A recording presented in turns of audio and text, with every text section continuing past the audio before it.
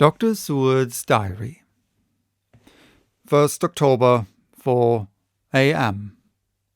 Just as we were about to leave the house, an urgent message was brought to me from Renfield to know if I would see him at once, as he had something of the utmost importance to say to me. I told the messenger to say that I would attend to his wishes in the morning. I was busy just at the moment. The attendant added, "He seems very importunate, sir. I have never seen him so eager. I don't know but what, if you don't see him soon, he will have one of his violent fits." I knew the man would not have said this without some cause, so I said, "All right, I'll go now," and I asked the others to wait a few minutes for me, as I had to go to see my patient. "Take me with you, friend John," said the professor. "His case in your diary interests me much, and it had bearing too now and again on our case. I should much like to see him, and especially when his mind is disturbed." "May I come also?" asked Lord Godalming. "Me too," said Quincey Morris. "May I come?" said Harker. I nodded, and we all went down the passage together. We found him in a state of considerable excitement, but far more rational in his speech and manner than I had ever seen him.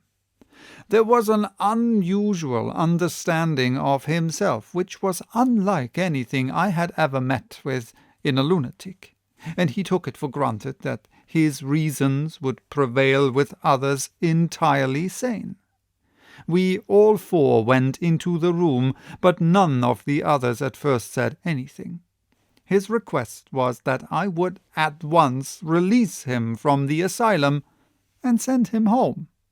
This he backed up with arguments regarding his complete recovery, and adduced his own existing sanity. "I appeal to your friends," he said. "They will perhaps not mind sitting in judgment on my case. By the way, you have not introduced me." I was so much astonished that the oddness of introducing a madman in an asylum did not strike me at the moment, and besides, there was a certain dignity in the man's manner, so much of the habit of equality, that I at once made the introduction. Lord Godalming, Professor Van Helsing, Mr. Quincey Morris of Texas, Mr. Renfield. He shook hands with each of them, saying in turn, "Lord Godalming, I had the honour of seconding your father at the Windham. I grieve to know by your holding the title that he is no more. He was a man loved and honoured by all who knew him, and in his youth was, I have heard, the inventor of a burnt rum punch, much patronized on Derby night. Mr. Morris, you should be proud of your great state. Its reception into the Union was a precedent which may have far-reaching effects hereafter, when the Pole and the Tropics may hold alliance to the Stars and Stripes. The power of treaty may yet prove a vast engine of enlargement when the Monroe Doctrine takes its true place as a political fable. What shall any man say of his pleasure at meeting Van Helsing? Sir, I make no apology for dropping all forms of conventional prefix. When an individual has revolutionized therapeutics by his discovery of the continuous evolution of brain matter, conventional forms are unfitting, since they would seem to limit him to one of a class. You gentlemen, who by nationality, by heredity, or by the possession of natural gifts are fitted to hold your respective places in the moving world, I take to witness that I am, as sane as at least the majority of men who are in full possession of their liberties. And I am sure that you, Dr. Seward, humanitarian and medical jurist, as well as scientist, will deem it a mortal duty to deal with me as one to be considered as under exceptional circumstances. He made this last appeal with a courtly air of conviction, which was not without its own charm. I think we were all staggered. For my own part, I was under the conviction, despite my knowledge of the man's character and history, that his reason had been restored, and I felt under a strong impulse to tell him that I was satisfied as to his sanity and would see about the necessary formalities for his release in the morning. I thought it better to wait, however, before making so grave a statement, for of old I knew the sudden changes to which this particular patient was liable. So I contented myself with making a general statement that he appeared to be improving very rapidly, that I would have a longer chat with him in the morning, and would then see what I could do in the direction of meeting his wishes. This did not at all satisfy him, for he said quickly, "But I fear, Dr. Seward, that you hardly apprehend my wish. I desire to go at once, here, now, this very hour, this very moment. If I may, time presses, and in our implied agreement with the old Scythemen, it is of the essence of the contract. I am sure it is only necessary to put before so admirable a practitioner as Dr. Seward so simple, yet so momentous a wish to ensure its fulfilment." He looked at me keenly, and seeing the negative in my face, turned to the others and scrutinized them closely. Not meeting any sufficient response, he went on. "Is it possible that I have erred in my supposition?" "You have," I said frankly, but at the same time, as I felt, brutally. There was a considerable pause, and then he said slowly, "Then I suppose I must only shift my ground of request. Let me ask for this concession, boon, privilege, what you will. I am content to implore in such a case, not on personal grounds, but for the sake of others. I am not at liberty to give you the whole of my reasons, but you may, I assure you, take it from me that they are good ones, sound and unselfish, and spring from the highest sense of duty. Could you look, sir, into my heart, you would approve to the full the sentiments which animate me. Nay, more, you would count me amongst the best and truest of your friends." Again he looked at us all keenly.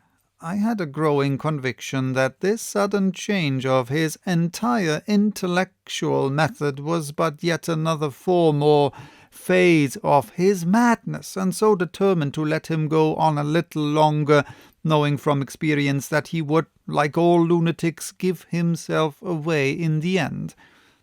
Van Helsing was gazing at him with a look of utmost intensity, his bushy eyebrows almost meeting with the fixed concentration of his look. He said to Renfield in a tone which did not surprise me at the time, but only when I thought of it afterwards, for it was as of one addressing an equal, "Can you not tell frankly your real reason for wishing to be free tonight? I will undertake that, if you will satisfy even me, a stranger, without prejudice, and with the habit of keeping an open mind, Dr. Seward will give you, at his own risk and on his own responsibility, the privilege you seek." He shook his head sadly, and with a look of poignant regret on his face, the professor went on. "Come, sir, bethink yourself. You claim the privilege of reason in the highest degree, since you seek to impress us with your complete reasonableness. You do this, whose sanity we have reason to doubt, since you are not yet released from medical treatment for this very defect. If you will not help us in our effort to choose the wisest course, how can we perform the duty which you yourself put upon us? Be wise and help us, and if we can, we shall aid you to achieve your wish." He still shook his head as he said, "Dr. Van Helsing, I have nothing to say. Your argument is complete, and if I were free to speak, I should not hesitate a moment. But I am not my own master in the matter. I can only ask you to trust me. If I am refused, the responsibility does not rest with me." I thought it was now time to end the scene, which was becoming too comically grave, so I went towards the door, simply saying, "Come, my friends, we have work to do. Good night." As, however, I got near the door, a new change came over the patient. He moved towards me so quickly that for the moment I feared that he was about to make another homicidal attack. My fears, however, were groundless, for he held up his two hands imploringly and made his petition in a moving manner. As he saw that the very excess of his emotion was militating against him, by restoring us more to our old relations, he became still more demonstrative. I glanced at Van Helsing and saw my conviction reflected in his eye, so I became a little more fixed in my manner, if not more stern, and motioned to him that his efforts were unavailing. I had previously seen something of the same constantly growing excitement in him when he had to make some request of which at the time he had thought much, such, for instance, as when he wanted a cat. And I was prepared to see the collapse into the same sullen acquiescence on his occasion. My expectation was not realized, for when he found that his appeal would not be successful, he got into quite a frantic condition. He threw himself on his knees and held up his hands, wringing them in plaintive supplication, and poured forth a torrent of entreaty, with the tears rolling down his cheeks and his whole face and form expressive of the deepest emotion. "Let me entreat you, Dr. Seward, oh, let me implore you to let me out of this house at once. Send me away how you will and where you will. Send keepers with me with whips and chains. Let them take me in a strait waistcoat, manacled and leg-ironed, even to a jail, but let me go out of this. You don't know what you do by keeping me here. I am speaking from the depths of my heart, of my very soul. You don't know whom you wrong or how, and I may not tell. Woe is me, I may not tell. By all you hold sacred, by all you hold dear, by your love that is lost, by your hope that lives, for the sake of the Almighty, take me out of this and save my soul from guilt. Can't you hear me, man? Can't you understand? Will you never learn? Don't you know that I am sane and earnest now, that I am no lunatic and a mad fit, but a sane man, fighting for his soul? Oh, hear me, let me go, let me go, let me go." I thought that the longer this went on, the wilder he would get, and so would bring on a fit, so I took him by the hand and raised him up. "Come," I said sternly. "No more of this. We have had quite enough already. Get to your bed and try to behave more discreetly." He suddenly stopped and looked at me intently for several moments. Then, without a word, he rose and, moving over, sat down on the side of the bed. The collapse had come as on former occasion, just as I had expected. When I was leaving the room, last of our party, he said to me in a quiet, well-bred voice, "You will, I trust, Dr. Seward, do me the justice to bear in mind later on that I did what I could to convince you tonight."